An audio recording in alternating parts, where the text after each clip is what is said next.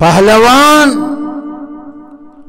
طاقتور زما عزیزانو در حقیقت هغه بنده ده چې د غصې وقت کې خپل نفس قابو کې ونیسي.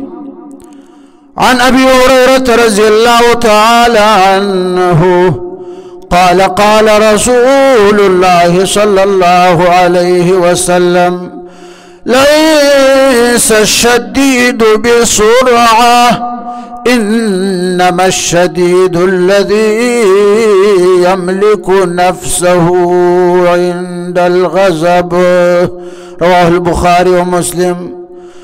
حضرت ابو هريرة رضی اللہ تعالی عنہ نے روایت فرمائی کہ رسول اللہ صلی اللہ علیہ وسلم فرمائل پہلوان طاقتور آغا بندن دا چی بلا انیسی اور آوی غرزی کنا. طاقتور پہلوان حقیقت کی آغا بند دا چی غصہ ورشی او دا غصی وقت کی خپل نفس قابو کی انیسی کنا غصہ اس کی کنا.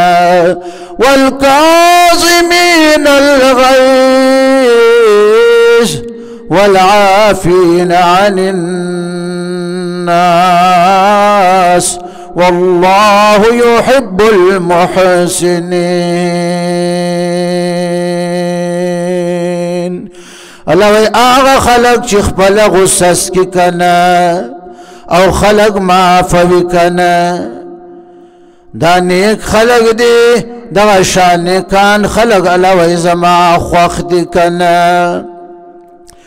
اس روجہ دا روجہ کی باس کورنو کی خجی وارا نوجوانان پاودا سور سرا کری وی اگملری دلالا روجد دا ابو روجد دا بابا روجد دا روجی اخسته دا پا معمولی خبر غصه ورزی ما خام پوری پول پاودا سور سره ګرځي څه نه وایي ځکه بې ځایه غوسه کړي وایي دا روجې اخیستې روجې د وجې نه په غوسه ده. روجه سړي کې نرمي راولي سختي نه راولي.